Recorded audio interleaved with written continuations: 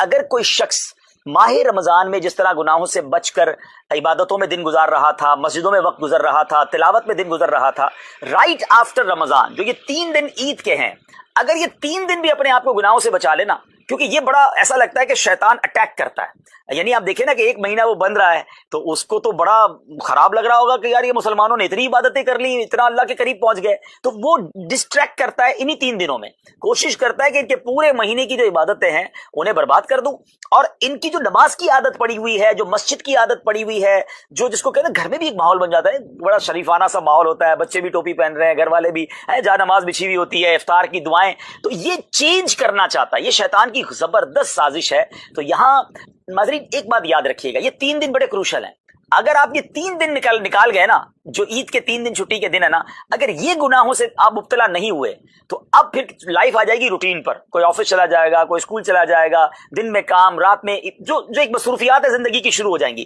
تو وہ جو گناہوں کا بڑا چانس تھا نا وہ آپ سروائیو کر جائیں گے۔ تو یہاں میں ناظرین کو یہ میسج دوں گا اور ہم اس پر بات بھی کریں گے انشاءاللہ کہ ہمیں یہ 3 دن کسی طریقے سے یہ پلان کر لینا ہے کہ ہم نے گناہ میں نہیں گزارنے ہیں۔ بہت سارے کام ہیں، دیکھیں میں دوبارہ عرض کرتا ہوں، کھانا پینا، دوستوں سے ملنا، خوشی منانا، یہ اسلام میں منع نہیں ہے، بلکہ اس کی اگر اچھی نیت ہے تو ثواب ہے، اگر ہم کسی کی دعوت کرتے ہیں تو کھانا کھلانا تو ثواب ہے، آپ کسی کی مہمان نوازی کرتے ہیں وہ ثواب ہے، لیکن باؤنڈری ہے ہم سب کی، ہم گناہ کے ساتھ خوشی کیوں مناتے ہیں؟ یہ ایک بڑا معاملہ ہے، میں چاہوں گا ہم ڈسکس کرتے ہیں اس پر۔ آسان بھائی پہلے آپ سے شروع کرتے ہیں، یہ واقعی ایک بڑا مسئلہ ہو گیا ہے مسلمانوں میں کہ جب بھی خوشی منانی ہے، whenever we try to celebrate something, جناب اس میں اللہ کو ناراض کرنا ہے، یہ ایک ایسا شیطان کا وار ہے جو لوگ شاید سمجھ نہیں پا رہے۔ کیا فرمائیں گے آپ اس بارے میں؟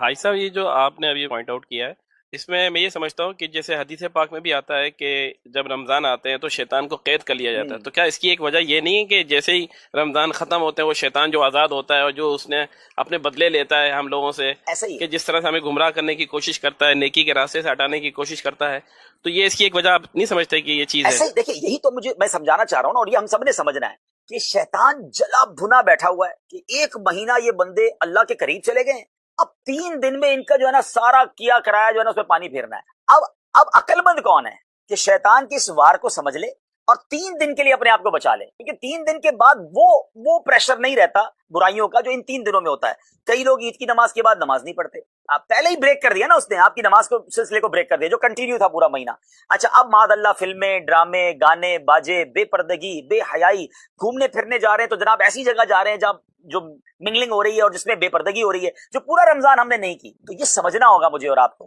تو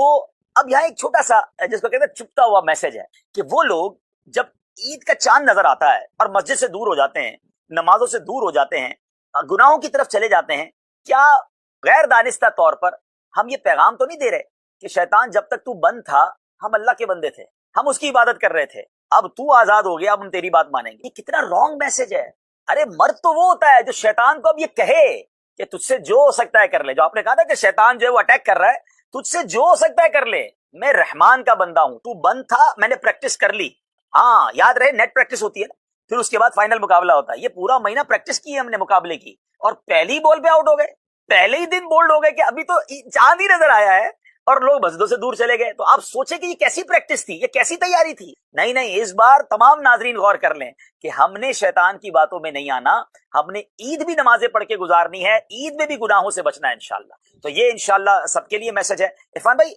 آپ سے بات شروع کرتے ہیں، عید کیسے گزارتے ہیں ویسے؟ ماشاءاللہ سب سے پہلے تو آپ کو بہت بہت مبارک کہ آپ نے اتنا اچھا پروگرام ارینج کیا ہے۔ عید کا تو یہ ہوتا ہے کہ سارا سال ایک انتظار ہوتا ہے، اچھا عید کا ایک خوشی کا دن ہوتا ہے، خاص طور پر چھوٹے بچے ہوتے ہیں وہ عید کی نماز کی تیاری کرتے ہیں اور ان کو بہت خوشی ہوتی ہے ماشاءاللہ کہ عید کی نماز ظاہر سی بات ہے سال میں ایک بار ہی ہوتی 2 ہے، بار آتی ہے بقرعید کو دوسری ہاں تو سال کے بعد جو آتی ہے، تو اس وجہ سے بچوں میں بھی وہ خوشی ہوتی ہے۔ اچھا دوسرا یہ میں کہوں گا کہ عید ایک اتنا خوشی کا دن ہے کہ جتنی بھی کسی سے گلے شکوے ہوں، اس دن انسان ایک مسلمان ایک دوسرے سے گلے مل کر ساری گلے شکوے دور ہو جاتے ہیں اور محبت بھرا پیغام ہوتا ہے۔ سارا دن انسان ایک دوسرے سے مسلمان اپنے گھر والوں سے اس سے ملنا جلنا رہتا ہے، جس کی وجہ سے دل سے کینہ، بغض، حسد یہ سب نکل جاتا ہے۔ اسلام کا یہ اتنا اچھا یعنی کہ میسج ہے، بلکہ عید کی نماز ہی ایسی ہے کہ نماز پڑھتے ہی فوراً انسان ایک دوسرے سے جب گلے ملتا ہے تو اس وقت ساری یعنی کہ خوشی کا یہ تو عرفان بھائی ایک اور پہلو کی طرف لے گئے۔ ویسے ناظرین سوچئے